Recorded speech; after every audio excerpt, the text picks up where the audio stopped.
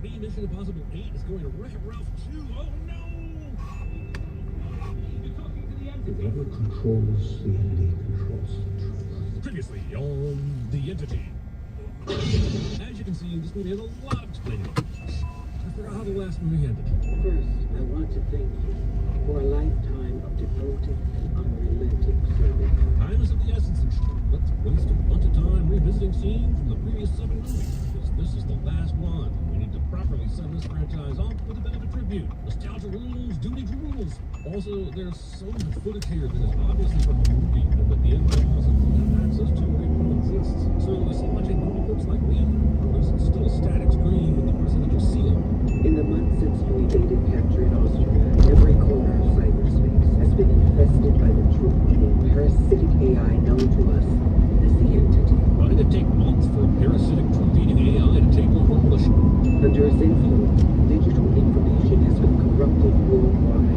Nations and people no longer know what to believe. This is obviously bad, but the truth was sent packing a long time ago, around the time of Pizzagate. If anyone knows the whereabouts of this code, it's this man. I think putting this on a VHS tape was a smart idea, but how the fuck did they edit this thing? They would have had to find an analog system with analog footage, because the editing could have manipulated it if they were using anything digital. And I don't think they've got that capability, because nearly everything here would be from a digital source. Please, surrender. Since Ethan is basically a wanted man, I would love to know how this VHS tape was delivered to him. Any courier the government would send to give him the tape would almost certainly be tailed. Gives the government an idea where he is. Come through here, Ethan. Hey, this is neither here nor there, but have you met Dexter? This prison escape without the usual tools at your disposal. Are there no other guards or any other authority figures walking around this prison? Are there not any security cameras watching this hallway? It amazes me after 30 years of Mission Impossibling that Ethan shows his face anywhere when he can just wear a mask of any asshole he chooses. I really appreciate you coming. You shouldn't be here. Jesus, he didn't even know she was here? What was he gonna do if she didn't show up? Gabriel's got a job for you once. Oh, I see. Ethan did the dumb thing by not wearing a mask so he could advance this movie's plot. Digital corporate operative. We suspect this mystery virus was only intended to sabotage the Podkova. Instead, They tricked the crew into sinking themselves. Boy, I sure do love exposition that is given to me by 3 different people in 12 seconds, combining flashbacks and ongoing dialogue. It gives everyone a chance to say something and feel important. Yay! The two halves of which were held by the Sebastopol's captain in exile. They were pulled from the drifting packers by Inuit fishermen. The Inuit fishermen are mentioned twice in this movie, and the only thing we hear is they found the keys. So who did they go to after they found them? Did the Russians try to ask them questions? Did they give someone the keys, or did someone use forms? What happened to them after that? We kidnapped my wife. Still in wrecks, folks. The only way I can get back. Bravo for bringing Mission Impossible 3's plot back to relevance. The beginning of this movie feels like a total mess. This whole flashback part could have been a cold open to this movie. A perfect beginning after the ending of Dead Reckoning. Instead, it begins with what is a self-tribute to the franchise and a jailbreak that leads to Ethan stupidly showing his face at the U.S. Embassy in London and ungodly heaps of flashback exposition. And if you don't find that sub in the next few days... Well, if it's deeper than Titanic. Do you remember the last time a Rothschild Marine vehicle tried to go to Titanic's resting spot? It's the end of the world as we know it. Furthermore, that's me in the corner. That's me in the spotlight, losing my religion. Additionally, stand in the place where you live, now face north. Force twos. Try that careful. Bring the defibrillator. Yes, follow me. Take off Ian's cuffs and bring the defibrillator to cure cyanide poisoning. Ethan only prevails here because everyone, including Gabriel, just assumed he wasn't bluffing about the suicide false tooth. He bit down and started foaming, and no one stops to think, what if it's just an Alka-Seltzer? Yet another Mission Impossible, yet another torture room fight. It's actually boring at this point. It's so boring I'm surprised they didn't add new DNA to it to create an Indominus TRF to attract new fans. Apparently the filmmakers realized how boring this fight was, and they left it up to Grace to watch it instead. Skip. This catacomb section is infuriating. They catch him, but he runs away because one of the good guys shoots at him. They spot him again, but he's on the other side of bars. Why are there bars? Is this a prison? This feels like Fallout, where they did the face swap fake out in a basement place, not unlike this place. And I hate this place. It's a maze that everyone knows, but no one knows. None of you have any spy gadgets that can cut through metal on you right now? Seriously? The door opens magically, and they just all walk through that. Not any single one of them saying, hey, maybe this is a trap. Resist me and I'll make you pay dearly. Aren't you already threatening to kill the whole world, though? You know what humanity must do to change their destiny. You know that no matter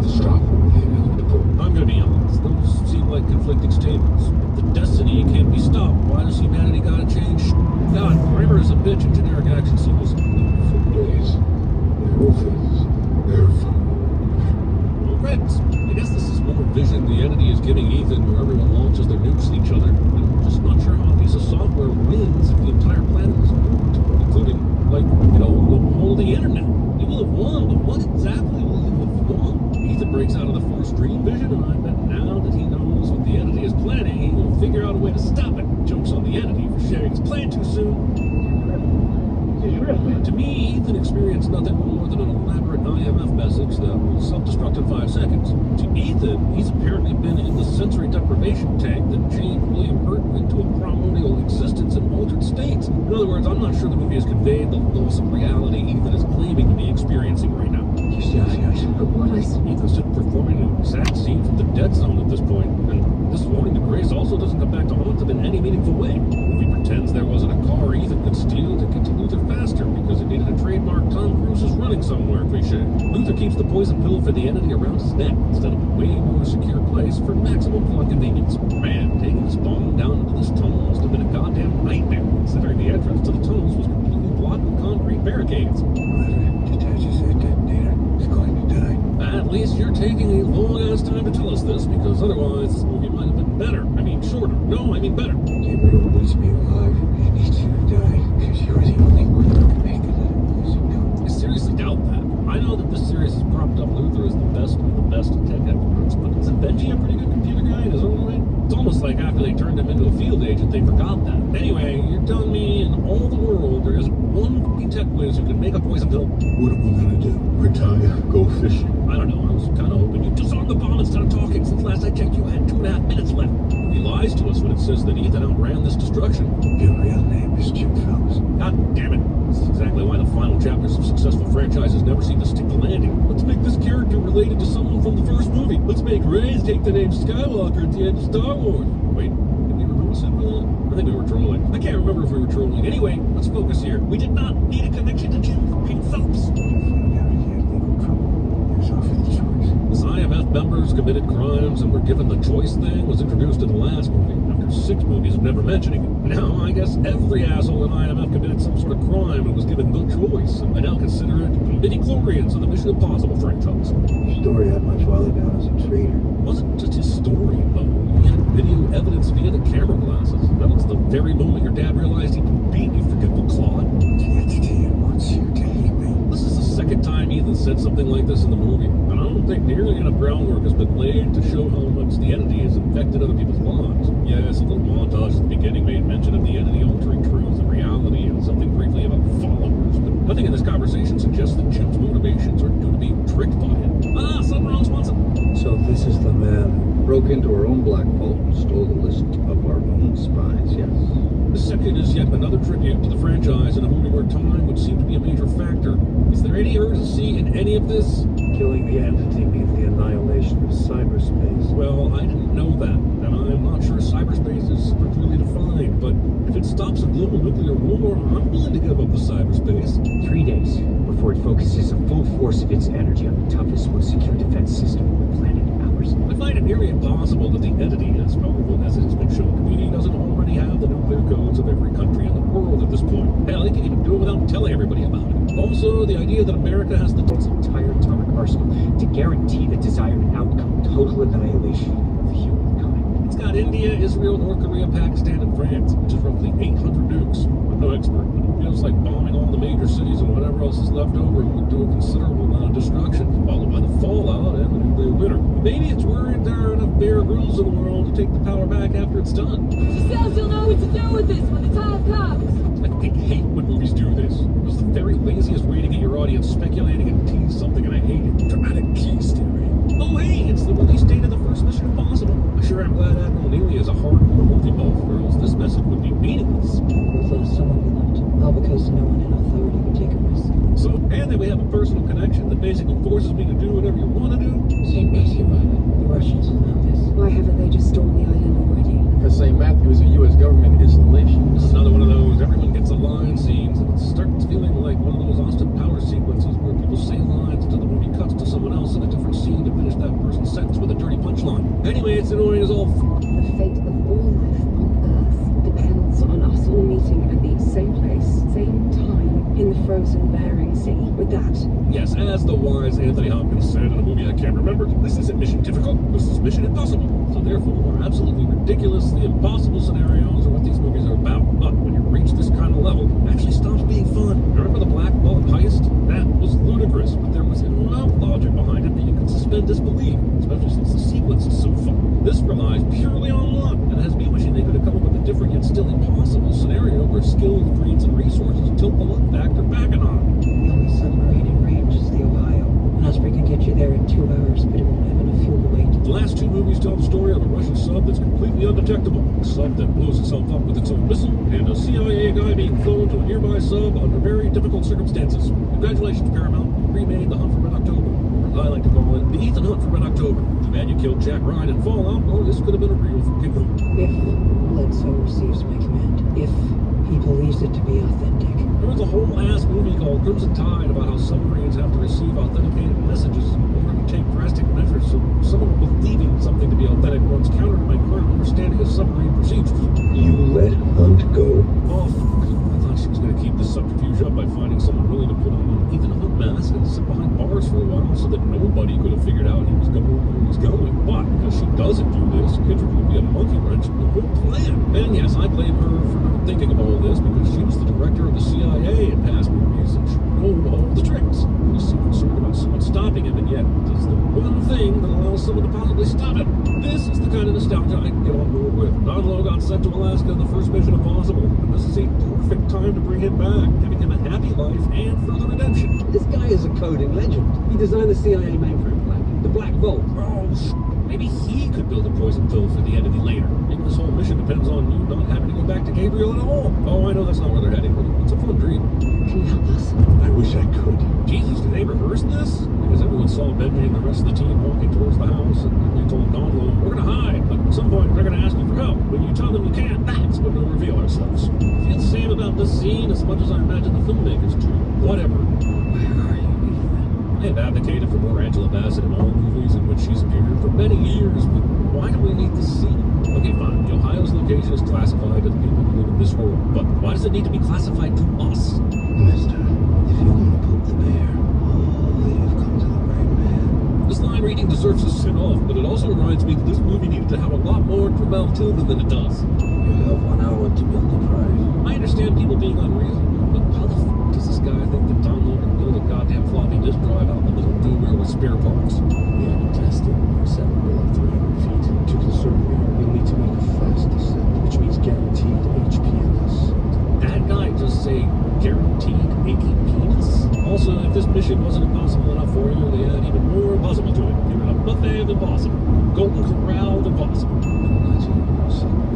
He's about to tell Benji he knows the coordinates, that there are no records of the submarine implosion left. The idea that these suspicious Russian secret forces wouldn't make Benji and Don Lowe know this stuff directly in front of them for this very reason is insane. Besides, are they not going to notice this low conspiratorial talking and wonder what the fuck that's all about? They never told him about these backwards. Never told them. Why didn't they just find them, take them? If this was a cover-up and they're coming all this way to do that, wouldn't they want to take basically everything out of here?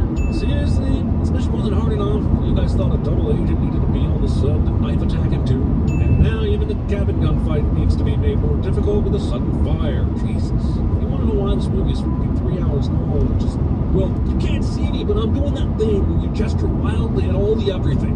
I've never been able to take Benji seriously in any fight in these movies, especially not against the Russian Special Forces guy. And yet, he somehow does enough to be useful. You see, the thing about these fights is, I don't care. They're well choreographed, well acted, well stunted, well edited, but I don't care. And I think the higher the Mission Impossible movies have made the stakes, the less it ends up feeling like there are any stakes at all. Honestly, as fast as this fire spread, I can't believe it hasn't involved the whole house plan. Oh no, the bad guy has a knife super close to the hero's throat, and centimeters from stabbing him in the neck. I'm so worried. I've never seen this kind of conflict before. Ethan Hunt needs help taking down a single assailant with a knife. Jack Reacher could have done this on his own, and even also taken down 4 other guys at the same time. Exactly. The opposite. In case the Russians were listening. Seems kind of short-sighted to think the Russians couldn't figure this out also. Maybe since she's married to an American, they could have taught the dogs both this native language and English. And this movie could have been 2 minutes shorter. Just a thought. This whole submarine dive is just like the Halo jump from Fallout, but underwater. It also feels like we already kind of did this underwater thing in Rogue Nation. We're running out of ways for Tom Cruise's physical feats to impress you. It is a pretty cool shot to have it open the airlock.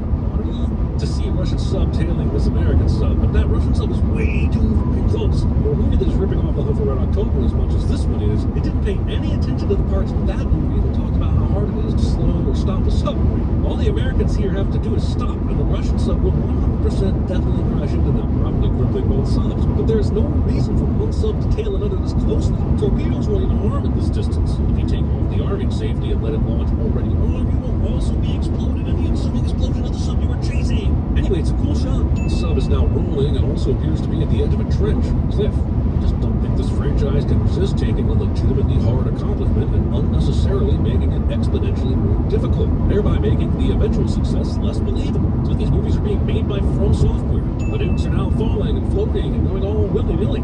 Terrifying-ish. I mean, I think you know at this point that I'm not scared of this be happening.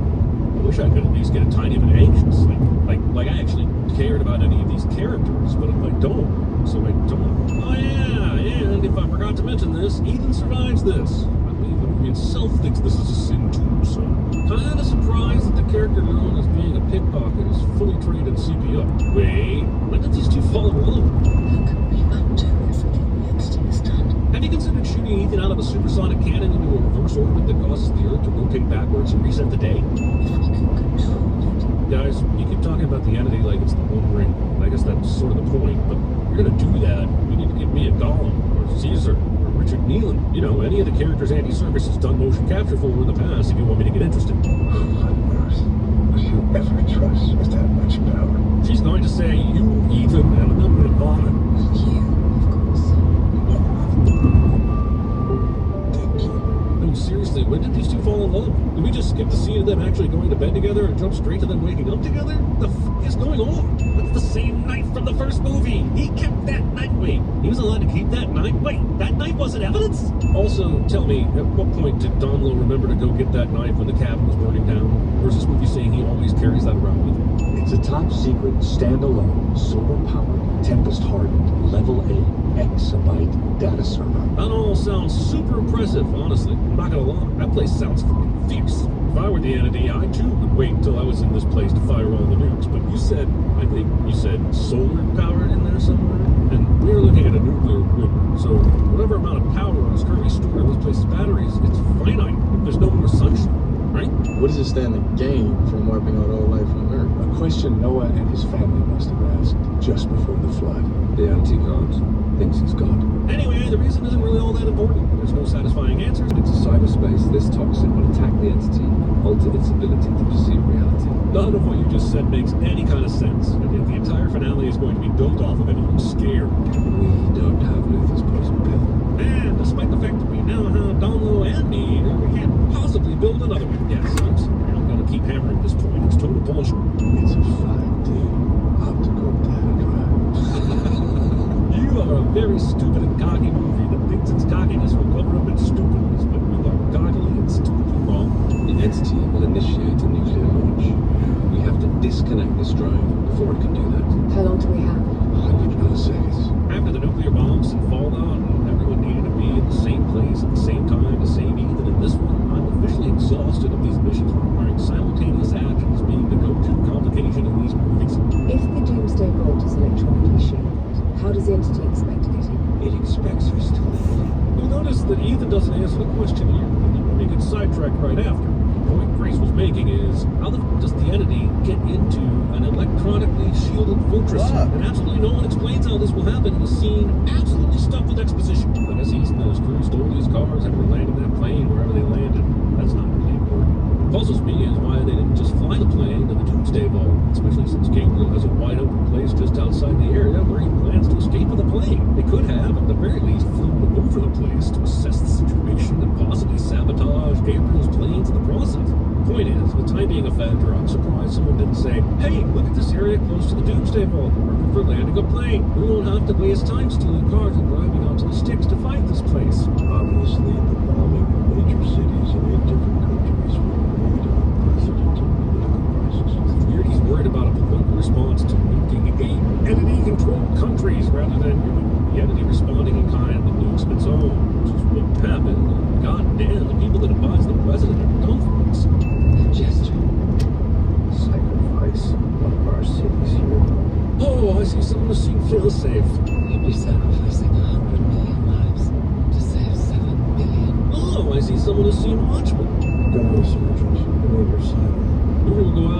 make you think General Sidney is going to pull a gun on the president later, only to find out that he's only acquiring this gun in case someone else doesn't. I assure you, movie, you would have been just fine without this scene and the subterfuge. Your final reckoning. I've already had a roll credits moment, thank you very much. Tell me I win. When winning isn't enough, but you have to hear that you won from the person you defeated, you are a tiny big energy person. Enjoy your tiny... I genuinely do not know who is shooting at whom here. It's just gunfire for the sake of making all the main characters hide and be sneaky. Help! Gabriel, now! Kill him now! And of course, Paris's gun jams and runs out of bullets. Frankly, I'm kind of shocked that he doesn't tell the whole crew to shoot at Gabriel right now instead of being so dedicated to Paris's revenge. Time's not a factor in recall. Honestly, if this film spends any more time underground, I'm going to start confusing with Total Recall. As Ethan runs to go catch Gabriel, I have a lot of questions about the layout of this place. If you remember, when Ethan and crew got here, they went to this entrance that was blocked off by a bunch of crates and shit. I suppose Gabriel's men could have blocked this entrance to ensure Ethan couldn't surprise them with any vehicles, ensuring that everyone had to walk in. However, now that we see Ethan running out this passageway, I'm wondering why they couldn't have tried this one instead. It made it seem like there was only one entrance, considering their drive here seemed to give them limited options. And if this is the same entrance, then it should be blocked off by this vehicle on the left, and we should see at least 2 other parked cars here. Holy shit, what kind of limbo did Ethan have to pull to get flat on the ground and be able to grab this bar the time he had? No, Tom Cruise could pull this off. They want to show it in the film. Also, I guess we're just going to redo Fallout at this point. Why not? It's an extremely popular film, so let's end one of the most high-tech franchises of all time with an old-school biplane chase. Brilliant! Somewhere between the 4th and 5th movie in this franchise, Tom Cruise decided that the entire series was about him risking his life with stupid stunts. And for a while, it seemed he was right. But he was wrong. Why in the fuck are these assholes flying so close to the canyon walls? Do either of you have any medical experience? Funny, I was halfway expecting Grace to say yes, since she knew CPR earlier. First, they need to plug the blood, make it airtight. Jeez, Benji knew how to do this. Why wasn't he the person giving CPR to Ethan earlier? It's because they wanted to make the CPR sexy, isn't it? 10, 20, 30, 40, 50, more. Bloody Red Baron was wrong the score. The silver box with 2 lights on it. We need to splice that into the silver solar panels and make an antenna. That way we'll know when Ethan's unloading the closet door. I don't think the movie really cares about how all this works, with some week and a half dying Benji explaining it here and not very well. Anyway, we were told that the Doomsday Ball is impenetrable to electronic signals. I guess this receiver and antenna is supposed to bypass that, but how of it is never clear. I guess we should have known we weren't going to get an explanation when they couldn't even bother telling anyone how it was going to work back on the plane. Furthermore, how the entity is supposed to use any of this to get inside the Doomsday Ball is also unclear. The Benji says receiver and antenna, and I guess that's good enough for this film. Also, while it's been explained, I don't know how mixing the poison pill with the entity source code does anything here. As the movie is saying, the entity derives all of its power from the Podkova, and it's been infecting cyberspace from underwater in the submarine this whole time, which it hasn't, because Benji specifically said that the entity couldn't reach the Podkova while it was down in the submarine. They retrieved the Podkova, did the evolved entity jump into it, maybe with its original source code? What the? A movie that explains everything somehow also explains nothing. Amended to include the American city you've chosen to sacrifice. I mean, we don't have to say which city it is. You know which one it is. Time on a half-assed challenge to President Angela Bassett's authority. I've seen several people in this movie acting on the entity's behalf, and I still don't think I'm quite sold on its influence in the world yet. The movie has told us repeatedly how much the entity has burrowed into everyday life, but it's never felt like anything palpable once in this movie. Then, you're gonna cut that red wire. Let the entity in. And I guess that red wire is the entire base's defense against electronic signals. I mean, goddamn, man. I would have accepted almost anything for an explanation how this works. I would have sent it too, probably, but I wouldn't have been so mad about it. All we need now is for Ethan to get that pen. He'll think I can. I mean, the whole ending to this movie is basically falling. Not just the planes at the end, but the whole endgame. This is a pretty spectacular stunt. And yet, it all takes so long, I'm kind of wishing this movie would end already. Only one of us has a parachute! This might be the most curious line said in a movie in 2025. And remember, a Minecraft movie came out this year. Either Gabriel doesn't remember there's a second parachute, or he doesn't think Ethan can get back into the plane for some reason. Anyway, it makes no sense at all, and it should have been dubbed into something like, only one of us has a parachute. Well, it would have made more sense than what Gabriel said. But he tries to make us think Ethan doesn't have a backup parachute, and Ethan will not pull it for the rest of the time we see him falling, because he knows there's an audience. Destiny that touches every living thing. Especially these goats. Why the fuck does Admiral Neely quote the Big 22 letter up? Is it just not dramatic if she doesn't? Craig's got his weapons training from Lieutenant Harper and Plan 9 from outer space. Hey guys, after our mission is over, let's all go to Trafalgar Square. fire and meet up and look at each other knowingly. I thought about this long and hard, and I believe the glowing thing in the box is Marcellus Wallace's soul.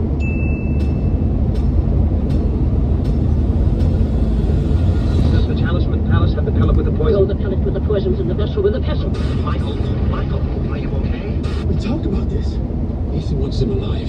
I don't want to tell I was dead. You know, when I dreamt about being stuck on a deserted planet with a gorgeous woman, there was no torpedo. You know this place. The Doomsday Vault, South Africa. You need the engineer. Someone you hold close will die tonight. I saw City in the clouds. Where did you have them? They were in pain. Ship. Out of danger. Good luck! People insist on calling it luck. Night of the fight, you may feel a slight sting. I like this ship. It was exciting. Wake up, sir. On your feet, maggots! Wait a minute, Scully. What's the point of this test? No point. I just thought he could stand to lose a little weight. Devour feculence. It means eat shit. We have to stick together. Stick together is what we want to do. I thought you'd never leave.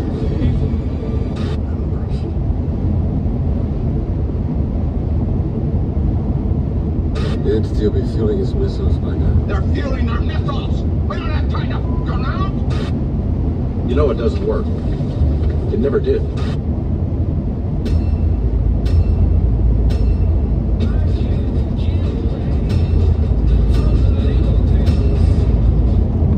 Hang on, I know these motherfuckers are weavers because of that stupid loom of fate, but how did a class of loomies just suddenly become expert assassins? It's not like they had any formal training, right? They weren't hunters or warriors, even gatherers. This group of assholes continue to call themselves the fraternity, even though they became partially comprised of women. Okay, the evil boss lady is overweight and older, but otherwise, this is an impossible amount of good-looking women on this staff. It's a fucking accounting firm, not a Hollywood agency, for God's sake. Standard course. I'm finding it hard to care about anything these days. Remuneration. The only thing I do care about is the fact that I can't care about anything. Even though Wesley is a desk jockey that works with spreadsheets all day, he has an active camera feed of his face on his desktop. Wesley Gibson types his own name into Google, a fairly common name, and gets no results. I'm surprised Google didn't sue over this. It takes 10 seconds and 9 fucking cuts to show this asshole walking down a hallway window and starts killing dudes, which is cool, I guess. I'm just wondering why these assassins are still here, since he was obviously headed for the elevator and was out of range a second ago. Also, while it's amazing he can do this kind of thing, why the fuck can't they shoot him? They were just decoys by Mr. X. I know these fraternity bastards are hard to kill, but this is a super elaborate ruse to take Mr. X out, considering Wesley's dad could have done it while he was flying through the fucking air trying to kill those minions. How am I supposed to sleep with that fucking racket? I know Wesley's girlfriend is a cheating, no-good hussy, but this sounds like the first time she's ever complained about something that likely happens every single day. I can't tell if using 9-inch nails every day is exactly the same as brilliantly appropriate, or so incredibly obvious as to be sinful. Gotta think about that one. See, Barry, you had to go to the dentist. I can't. Sudden adulterated Chris Pratt. So, geez, these guys have the exact same sex every day, basically clothed in the same position. Cheating on your boyfriend looks super boring. Let's get it done, Janice. Oh my, I never heard that before. I'll get it done. I'll get it done. Movie doesn't trust us to realize how awful this boss is, so it goes way over the top to prove the point. You know, if Wesley's staying later than anyone else in this is the same day as the last time Wesley went to the pharmacy, which is bullshit. Even though he's having a rough time, no fucking pharmacist is going to give you a refill of your relaxy pills in the same goddamn day. You apologize too much. I know everyone's supposed to be looking cool and all, but Fox is on the hunt for the most dangerous assassin that's ever assassin, and yet she still engages in some misleading sexy school talk before the movie begins to actually get wanted. My father died yesterday on the rooftop of the Metropolitan Building. And I just felt like the pharmacy was the best place to tell you all this. My father was one of the greatest assassins who ever lived. Seriously, she's discussing this here. Why? The man who killed his father. This is Angelina Jolie's Kill in the Face. Until this movie, the only people that had seen it were Billy Bob Thornton, who barely escaped, and a random hooker in Death Valley, who unfortunately didn't. Fox does this because just firing her super powerful gun through the impenetrable forces of potato chip bags would make killing this dude impossible. Is it just me, or is this bullet that is going through all the cereal pretty slow? I mean, we can see each individual box getting blown off the shelf. It's pretty avoidable. As cool as this shot is, Wesley's knees and ankles survived this. Please drive faster. The movie inflicts damage by causing memories of gone in 60 seconds. God damn it, when will movies stop trying to convince me that large, slow, clunky trucks can totally keep pace with sleek, speedy, turn-on-a-dime sports cars? Apparently, this movie thought it needed James McAvoy to be the most annoying sidekick in a movie since Kate Capshaw and the Temple of Doom. What's worse is, he's supposed to be the hero by the end of it, which means the movie felt the need to really hammer home how pathetic he is, because the first 17 minutes didn't do that already. Grab the wheel. Fox doesn't think this is the most efficient way to kill the assassin, but obviously she knows seriously in this fight, damn it. It's amazing that it took this long for one of these super highly trained assholes to remember to aim at the fucking tires. The movie unintentionally inspires much of the bullshit that's now featured in the Fast and Furious franchise. Vin Diesel bends one bullet in the next movie, so help me God. Say, the right rear tire was shot out, right? How is this car doing anything cool right now? I mean, okay, I guess we're forgetting all about that. Instead of immediately going after the car that started this whole thing and just recently flipped over them, the cops investigate a truck that lightly tapped one of their vehicles. Shoot the wings off the flies. This is an exercise to show Wesley his skills, but mostly it's an indictment on this secret assassin headquarters' terrible health code standards. Insanity is being shit on, beat down, coasting through life in a miserable existence when you have a cage lying locked inside and the key to release it. Sloan pitched the same line to the company that makes those inspirational office posters, but was sadly denied. This gun you're holding belonged to your father. Dad's position. I'm not sure if I've mentioned how Matrix this movie is trying to be. It is so Matrix, Keanu Reeves accidentally thought he was in this movie when it came out. Also, is there any reason why they took him back to his place? I mean, they want him to be on the team, and they appear not to be giving him much choice, so I don't understand why they took him back here. Plus, did he get here in his own power? Because that must have been some scene. Targeting dragged his unconscious body up to his apartment, put him in bed next to his unobservant girlfriend. This article tells us 8 bodies were found on top of the roof of this building, but only 5 people died on top of the building, and 1 died in the other building from across the way. So, who else died during that scene? I mean, the answer is whoever wrote this article fucked up, right? Junior high must have been kind of tough, but it doesn't give you the right to treat your workers like horse Janice. What I'd rather be watching is a Janice origin story. We're going to explain how such an obnoxious person with little to do except give people shit was put in charge of a very large accounting firm in downtown Chicago. Okay, we're going to need you to emote, Chris Pratt. No, emote! I think I can speak for the entire office. Right now, go yourself. Barry somehow heard this whispered insult from all the way across the entire office. Roll credits. Also, these are the worst facial composites ever drawn. These assholes have tons of surveillance video footage to examine. They came up with these. At least 80% of Angelina Jolie's performance in this movie is comprised of sexy staring. This goes on for some time. That silly internet craze back in 2008 known as Han Soloing. Yeah. Russian? Yeah, because only Russians would ever give vodka to someone. Kinda racist, but I'll roll with it. This is the gunsmith. He knows more about a piece than anybody. He's gonna teach you how to use one. Yeah, some would say he has uncommon knowledge about guns. If no one told you that bullets flew straight, and I gave you a gun and told you to hit the target, what would you do? Ignore physics and logic, I guess?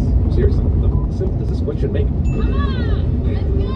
Once again, movie suggests that no one is currently looking out their L-adjacent window in downtown Chicago. Or if they are, they just don't give a shit about these 2 assholes on top of a train. You got Rick. Perfect shot. Impossible. I would love for this movie to define what actually is and isn't possible in this universe. I want you to try and catch it. Want me to stick my hand in there? Jesus Christ, this dude is more obnoxious than Luke Skywalker on Dagobah. He's seen all this crazy and he knows he's being trained to do superhero-like tasks, but at every new challenge, he's got a bitch about how impossible it is. You're ready when Fox says you're ready. Isn't that you? Why are you talking about yourself in the third person? Oh wait, that's a different movie that came out this year. Damn, my Fox is all mixed up. People would use cheese to catch some beauties, but they go would be attacked. Road and Shadow. It's right in front of a moving train.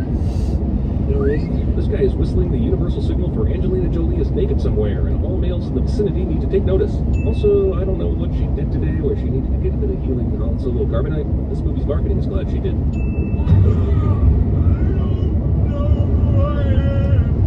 Main character finally says the right thing under extreme duress cliche. To go across, you have to become his student. Memorize everything. Fuck!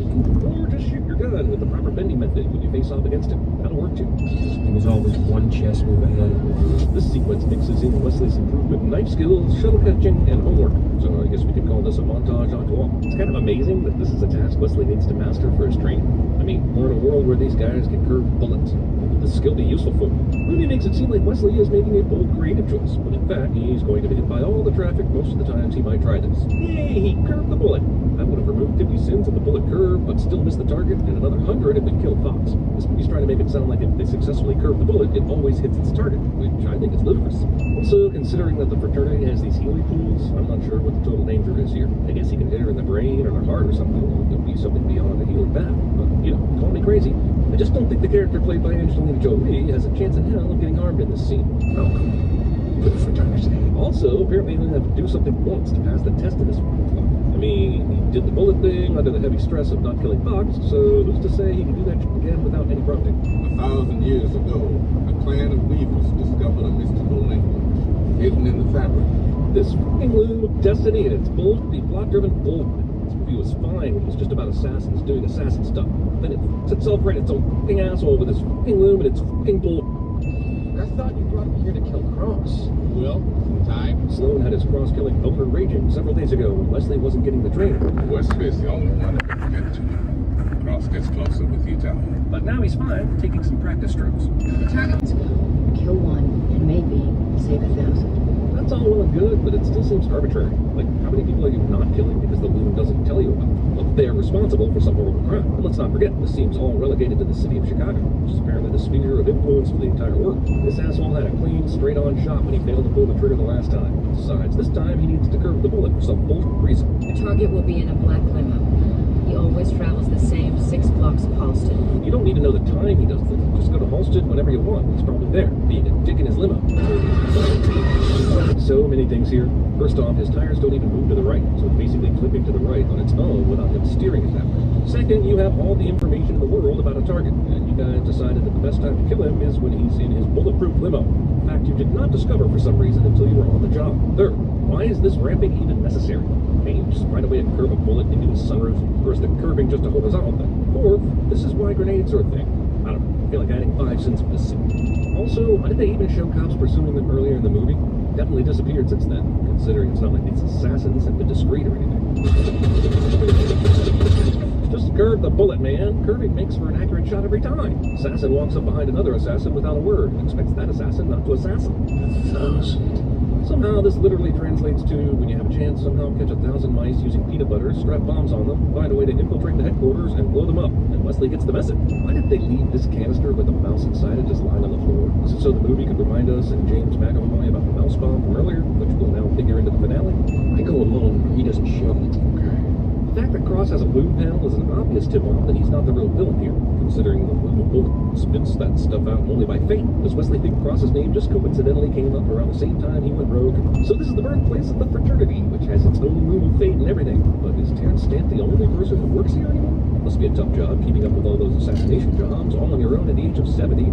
Well, look, I guess there are no cops in this made-up Eastern European city either. This dude, who looks nothing like Cross, gets mistaken for him nonetheless.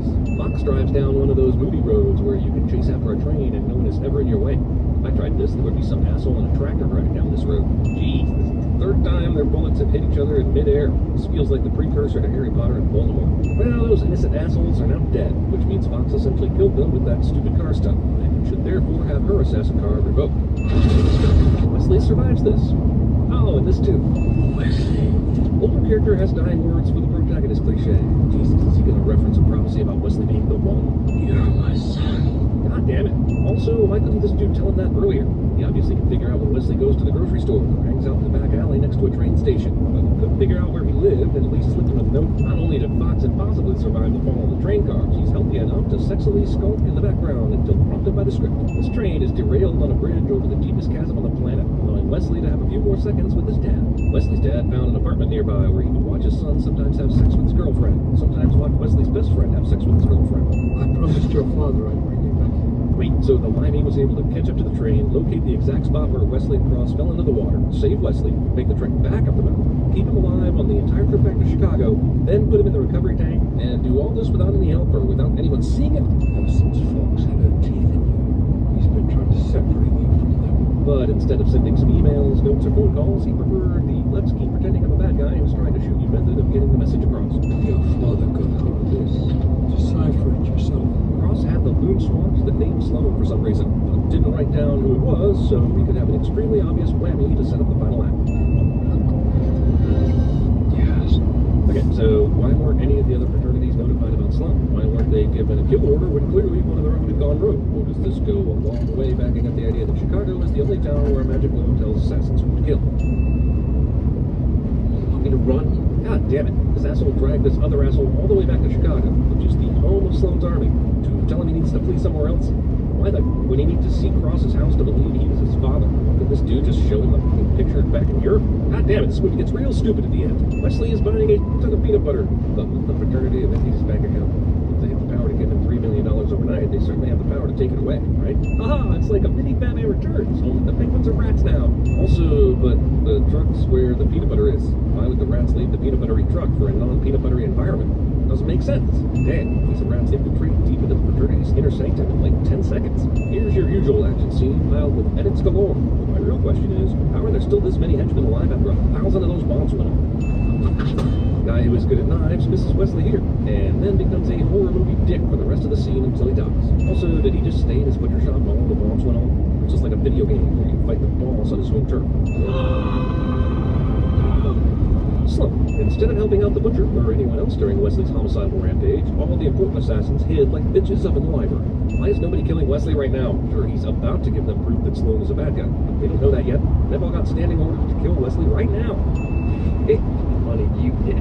My question is, why does the loon tell the head of the fraternity that it wanted Sloan dead? The loon was terribly stupid to trust Sloan with this information. Your name, Daniel. And because we haven't given your character any definition, I wrote your nickname on the kill order. Your name. Your name. Your name. So, did the loon want all these people dead? Or did it just want to end the fraternity? Or did it want them dead because of the things they were going to do because Sloan told them to do it? The loon was mysterious and idiotic.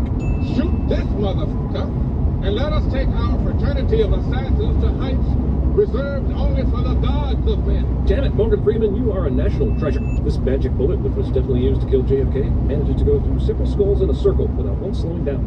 Well, I guess it's lucky everyone's in a perfect circle for this to happen. This is just the motherfucking deal. Yeah, but how did you know that Sloan would show up here? Why would he expect you to go back to your former place of work? Can you fill in one gap, please? What the f have you done lately? Is this movie taunting me because I haven't killed people like Wesley has? The message of this movie is either be bored of your job and let your best friend your girlfriend, or be an assassin. How many sins is that? Doesn't seem like enough for this movie. Hey, remember that one about 9 Inch Nails that I couldn't decide about earlier? Yeah, I made up my mind.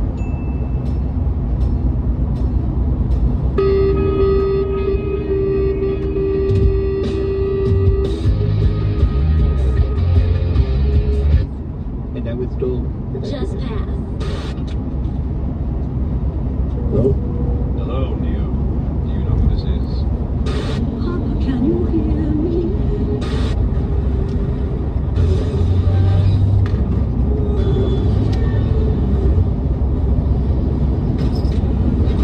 And the others you see around you, you're all very good at killing. Somehow you let you down. Come on, point the gun at me! Point the gun at me! There you go. it's great, bro. Who's the man? Bang, bang, bang, bang, bang, bang. Shoot, shoot, shoot. Bullet, bullet gun. Zap, zap, zap. You're my son. That's impossible.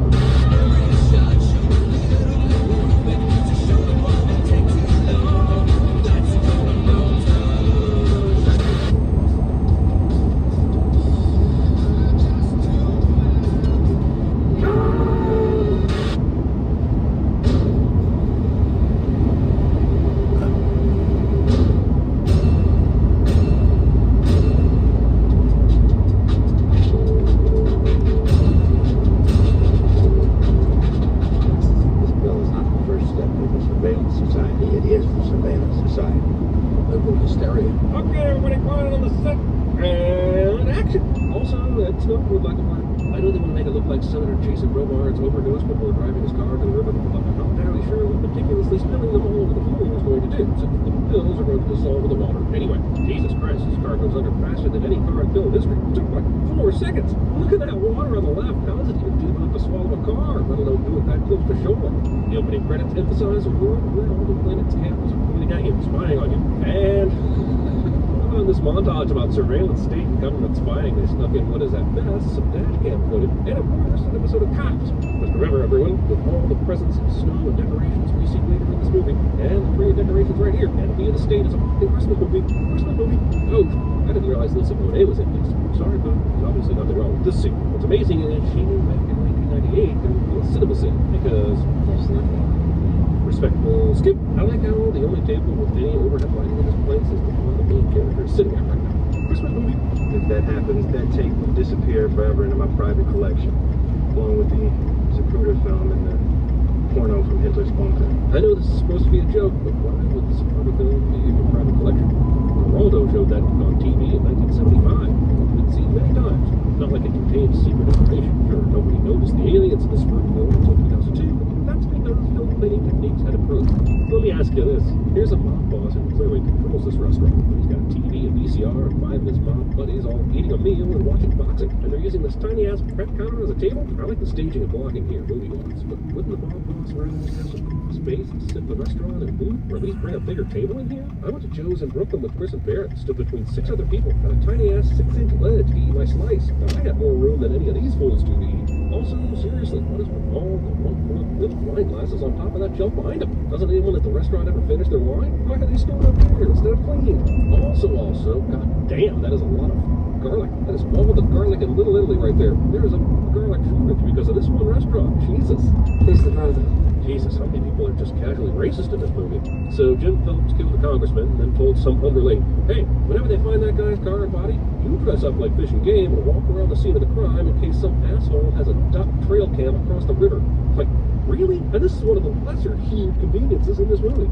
Homicide investigators have told me that they did find a bottle of pills in his lab. Honestly, I thought Barry Pepper poured the pills out on the floor of the car, but considering that A, they laid Jason Robards on his side, and B, they pushed the goddamn car into the river and filling the car with water, I'm gonna guess that the pills weren't neatly lying in his lap when they found him. This experienced wildlife photographer changes the tapes on his camera, but not the batteries. Christmas movie. If you rearrange the letters in Thomas Reynolds, you get Same Old Story and H. And sadly, Same Old Story is not a town in New Hampshire, because that would have been awesome. But I spent 20 minutes rearranging letters, and I will not have nothing to show for it. Jack Black, Barry Pepper, Jake Busey, Scott Conn. Oh, God. Pointing out celebrity instead of cars. You get to be famous after this, and you get to be famous after this, and you get... I'm standing by line of the Drivin Reservoir right now, where police and fire officials are in the process of removing a classic Mercedes owned by Republican Congressman Philip Hammersley. Oh, don't act like you didn't see the cops and the media circus at the reservoir when you went to pick up your keys tape. There's no way you didn't know what was going on. So, that's cliche. I've got the Phil Hammersley murder on videotape. Phil Hammersley died of a heart attack. Good God, man, why have we already accepted the heart attack story? Nobody said that definitively yet. Why would someone call you out of the blue to say they have a murder on tape if it wasn't exactly that? Christmas movie. So you want some lingerie for your wife? Movie has time for this. This guy has a ton of plants in his apartment but refuses to let in maximum sunlight by having the shade pulled down. And is this the most conspicuous wheelchair in movie history? Holy hell, what is this playing while Daniel copies the accidental snuff film? First off, why would you load your gun just now when you're in the stairway? Second off, why would you go through the subterfuge of using this woman to knock on the door? Why wouldn't you just knock on the door yourself or just kick the door down and blow banking away? I mean, thank God this guy's apartment has a second door. There's a view of the front door and the stairs, because otherwise, oopsie doopsie, he's dead. We're following Jason Lee running from government assassins, but still, goddamn dude, how did you set that turkey on fire? Your Michelin star is revoked. You cannot just move a satellite over Earth where you walk like Pac-Man. It takes several calibrated movements over time to even slightly shift a satellite's orbit.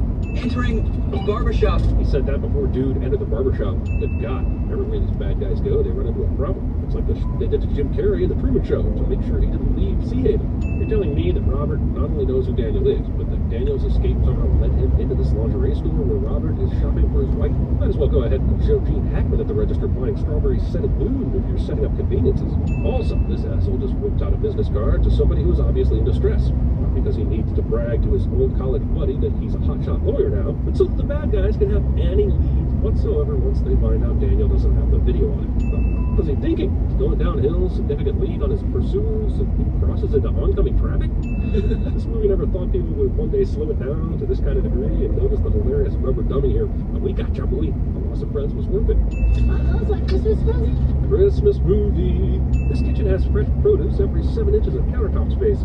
Got hit by a fire, which is pretty much in front of my eye. Even Exaggerating bastard. He didn't even see the impact. You gotta love the NSA spending tax dollars on Christmas decorations for their murder base. Also, Christmas movie. Who was that? Several indiscriminates and one primary. Robert Dean, he's a DC labor lawyer. You assholes started tracking Daniel as soon as we found out he took a tape from a camera that was set up to maybe record geese. We tapped his phone. Why would you think Robert is his primary contact? Wouldn't you already know if you went to a lawyer about this? For what it's worth, I agree you have to ask Robert questions, but there's no way you think he's a promising lead yet. They ain't doing this at Christmas. Christmas movie. His social's 986. Let me stop your investigation of Robert Clayton Dean for 1 second. 986 isn't a valid start to a social security number. It's the 555 of social security numbers. And there might as well be a Klondike in that number. Rotate us 75 degrees. The cameras in the store, you ain't rotating. If you can rotate an image with one camera, you might as well take that image, walk outside Fort Washington, D.C. with it. All right. Now, just before the fuse blocked, there's a shape change in Dean's bag. Already noticed that Daniel dropped something in Robert's bag. I know you want to make some statement about the overreaching intrusion of technology, but this wastes a lot of time. It's the back and to the left of this movie. They're already going to investigate Robert for even having contact with Daniel. These voice stress points indicate a really high degree of anxiety. Anxiety about what? Spilled wine on the documents. The dog that won't stop yapping. The two cops asking him about a dead guy. His phone waiting for his wife to get home from dropping off their son at a sleepover. Oh, he's lying. Hey, when it said Green's partner changed to Jamie Kennedy, wasn't it Bodie Elfman a minute ago? Sure, it'd be a different job with a different person, but I just to be mad about it. Can we look at them? I don't think so, not without a warrant. These assholes have control of every little thing in government. They somehow forgot to get a warrant when they decided to interrogate a lawyer. This guy's good. Why? Because he knows detectives are supposed to have a warrant? Even Lionel Hutz would know that. How did you find out Quintero was associated with union officials? I'm just that good. I hired an investigator. Carla knows that Robert regularly uses his ex-girlfriend Lisa Bonet for these kinds of investigations. It seems like the whole thing is brought up so that Carla can get jealous of Lisa Bonet. You see, movie, you had Regina King in 1998, and you didn't know what to do with it. Oh, hey, Control, they are home. Wow, nothing like a warning. You had 8 people inside the house planting bugs and breaking but you didn't put a guy or two a couple blocks away to give yourself some lead time on the return home? God, this NSA can see everything except a common sense strategy. Yeah, but don't you need to close this up? Are you just straight up switching out the same model of phone without transferring any data? The only suit that they leave me is 3 years old. And I don't find it weird at all that they left me a suit. And in fact, I am wearing that single remaining suit right now without even questioning it. And they cleaned the out of his house in the last 12 hours. Is this the same place that got ransacked just last night? We're going to be following the subjects through the square. We're going to have 3 listening stations and 2 video surveillance units with unidirectional mics. It'll be like that movie, The Conversation, which I assure you we're not ripping off at all. Even the emergency briefing room has a tree and several decorations that block the whiteboard. Christmas movie! Actually, you got to do better. So I know they wanted to have an homage to The Conversation in this movie. Didn't they bug Robert's suit and shoes, his watch, and everything they could get their hands on? Why did they need to set up this microphone and camera orgy? When the bugs they've already set up record this conversation clearly. And if you're telling me they didn't put a bug in any of those things and they were all just trackers to follow wherever he goes, the next question becomes, why didn't they put an audio bug on those things? Using recognizable but not a household name actor Gabriel Byrne as the fake grill is genius. And I'll give the movie a sit off for it. This dude in the background gives zero f***s about the taxi that just made a crazy hard right turn. He saw DC Cab. He knows that was a documentary. Typical cab behavior. Grill dropped a metal potato chip bag to block the cell signals. It's supposed to be where Terminator Dark Fate and Sarah Connor got the idea from. Also, why not just bring an empty chip back? Why waste the time of dumping the chips on Will Smith unless it's cinematic? We had an arrangement. No contact. You broke the rules. I don't remember the movie ever explaining what those rules were. All we heard was Lisa Bonet talking about how she communicates with him whenever she needs help. Makes me wonder if Robert even knew what the rules were. The ferry at 3 p.m. And having all the clocks on the cameras been using military time, so how was it 7:54 a.m.? Even if they were using a 12-hour clock and it's still p.m., I don't see how 5 hours have gone by since Robert was on the ferry. The bad guys have been told before Robert is on. Apparently not running down this hallway right now. Instead, they take their sweet-ass time looking at their gadgets. And maybe this movie is making a point about how they rely on their technology over their common sense, but we all know it's so Robert can escape. I got rabies or something. I can't do it. What? Why is this movie wasting time with Scott Kahn's hand injury in this scene? Rabies? What is this scene? For a lawyer, this guy parkours his way down the outside of a hotel like he's goddamn Spider-Man. Christmas movie? I pay my respects to firefighters everywhere, but this is world record timing. fire Robert set in that janitor's closet was already Drew Barrymore level before the sprinklers came on, and he's in an inferno by the time they show up. Maybe the passage of time is more like 15 to 20 minutes, but even so, I feel like Robert wouldn't survive this. Stop it now! The driver gets the command to pull over, so of course he stopped right in the middle of a busy intersection, which is the opposite of pulling over. This guy's wife told him to pull out once, and that's why they got a kid named Errol now. It's supposed to be Errol, but his father got the birth certificate too. I gotta be honest, him disappearing momentarily from the cops inside a roadway tunnel is probably supposed to be an homage to The Fugitive, but it feels more like a ripoff. Look, he's even running down waterway pipes like Richard Kimball did. This is some bullshit. Robert miraculously pops out through the manhole cover at a time when absolutely no cars are coming, even though this movie has shown bumper-to-bumper traffic everywhere it goes. And of course, once the bad guys try the same thing, it's nothing but cars everywhere. You guys have him. Talk to me, people. What happened to the guy who was monitoring all the tunnels a minute ago? I am 100% not surprised this guy has cock curtains. I told you they had this type of capability, and that goddamn privacy bill. Was the earlier scene with them arguing about the privacy bill all just to set up this I told you so moment? Is the movie better because she told him so? They are not chasing me out of my house, Bobby. I'll pick those straight. Here's about the trees. Will Smith would get jiggy with some cinema sense writing. You can't wear that. That's a Christmas present. Opening Christmas presents early. Also, the whole point of this unbelievable almost sex is so that Robert can find out that his Jersey wife gave him a Christmas present early, allowing him to connect the dots that his son now has the death tape that Jeff Beebe gave him. It's some incredible bullshit, but hey, nobody's got a hold. Tell Maria we need her car. Chance started with the buggy. And it's also a station wagon with room for me to lie down and back, hide from surveillance people. Thank God the nanny didn't drive a Yugo. It's not Eric's fault, Mr. Dean. It was always broken. The screen just scrambles when you turn it on. Yeah, that sounds exactly like the Turbo Express to me. Also, these kids took the Turbo Express and tried to play it, but didn't notice that the card inside it didn't resemble a video game at all. And then even after the machine didn't work, they didn't put it back. Eric's buddy's been carrying it around in his goddamn bag for several days, for no reason other than to be ready when the plot demanded it. I'd also like to mention this console was discontinued in 1994, and it would hardly have been a machine they cared about. But maybe that's just an inconsequential nitpick that only I love. Breaking and entering is still breaking and entering, even if you have good intentions. Man, the detective who does any kind of real work on this case is going to think this is the sloppiest murder scene we've ever witnessed. They believe that Robert killed Rachel and left his cufflinks neatly in the bathroom, not to mention his clothes with his initials on them. Colin Farrell and Minority Report would see right through this shit. Plus, wouldn't the fact that the teen home was ransacked a few days ago come up during this investigation? Get out of the car. I found a new cliche. Character says get out of the car, but we all know the passenger will be allowed to either stay in the car or return to the car in short order cliche. Can we take a look at this guy who's helping? Who is he? NSA's top cracks are only just now asking questions like this. You get a feature extraction and pattern matching up? He never looks up.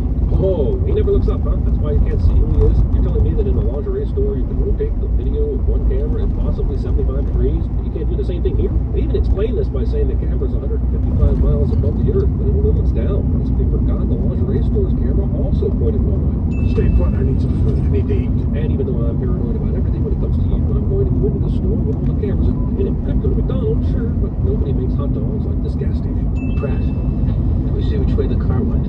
No, sir. This kid here at the register thinks that it might have went south. Unfortunately, the shot's too tight. I got make, model, and color, but the plates are fine. Citation needed. Only footage we see is of Gene Hackman buying his food inside. The movie never shows us this angle on the outside, probably because it doesn't exist. Anyway, why would you point only one camera on the outside of the building with that narrow of a shot? All that said, who gives a shit about whether that camera could see where the car went if you're just going to consult the satellite later? This movie isn't hiding its love for the conversation. The backstory for Brew is specific enough that he could just be Harry Cole under a different name. If there's anything you should know about watching this movie, it's to at least give the conversation a chance. He'd kill us if he got the chance. I'll go ahead and knock us in on. Probably deserves it for something, and making people aware of that movie is good enough. He has a breach sensor, as we'll see in a minute, and he burned everything to the ground puppet. He's that paranoid, but he doesn't have cameras or motion sensors outside the building to warn people might be approaching.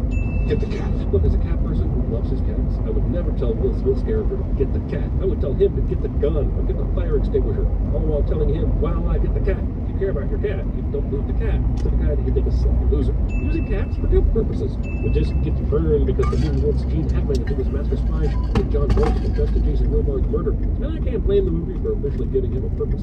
But god damn it, we have been through too much with the disc just to have it burned. The confession is cool and all, but it's nothing compared to the video evidence. We have found a way to keep the disc and have Gene Hackman do some cool spy. We got it. We got nowhere to go. What do you mean nowhere to go? They have plenty of places to go, as they soon prove right after this. Why would you ever say that? Christmas movie. It's my life.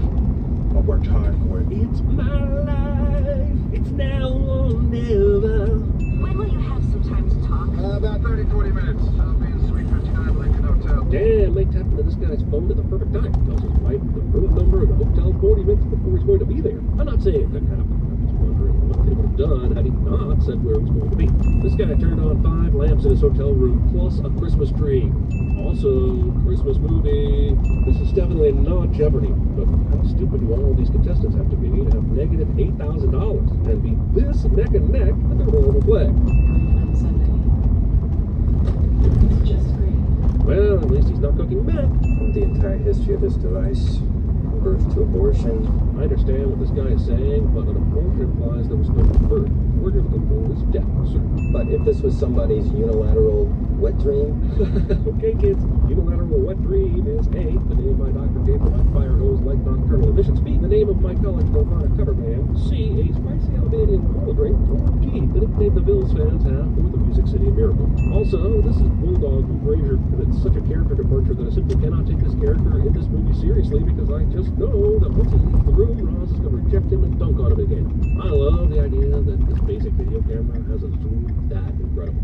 So Pratt scans for a wire and doesn't find one, but they're still way too trusting about this guy. He could have stuck a microphone literally anywhere around here, and you'd think, since they know Robert is working with him, that the possibility of turning on the wire after he scanned for it would be something that Does he take this long doing everything? cat or dog in a movie is asked a question by a human and meows or barks in response to each other. Get out and follow procedure. So now they don't even get the confession, at least right away. Here's where the movie seems to be battling the two egos of Gene Hackman and Will Smith at the same time. We gotta make Gene Hackman important. Yes, after we do that, let's strip away all his importance and make Will Smith the hero. Cool. Let's set up a really stupid climax where Will Smith brings Tom Sizemore back into the picture and all the bad guys kill each other while he crouches under a table. Yes, this is exactly what this movie about the dangers of uncontrolled government surveillance needs. A big dumb shootout. Planters, cheese curls. Don't leave for work in your highly sophisticated satellite surveillance van without. Does everybody here know that you killed Bill Hammersley and Rachel Banks? Why is Jack Black's character suddenly good? This is a real flip-flop with no real setup. Where is it? Washington and 4th. Oh yeah, and there's no need to check out who owns the business at Washington and 4th. Just some gangster dude. Probably no reason to do any research or take any precautions. They go inside the restaurant so Robert can get the NSA guys and the mob guys to shoot each other by merely mentioning the tape, and none of the tape's contents ever coming up in conversation. It works. We'll see in a minute. Watch out for the FBI. The idea that neither one of the two bad guy agents in the van 3 feet behind them heard this is so stupid as motherfucker. So Brill fakes a cough so that he can get out of the vehicle and steer at the FBI. But how does he know what direction to look? Answer, he doesn't, man. This is the absolute chillest cat in the history of cats. We've gone through the last 24 hours of the explosion, chase, being in a bowling ball bag, your owner leaving you with a stranger. Now you're loose in a government spy van, your owner's hand is bleeding. This cat not only wigged the fuck out ages ago, he pieced the fuck out ages ago. Cats don't like stress, screenwriters. I bought it.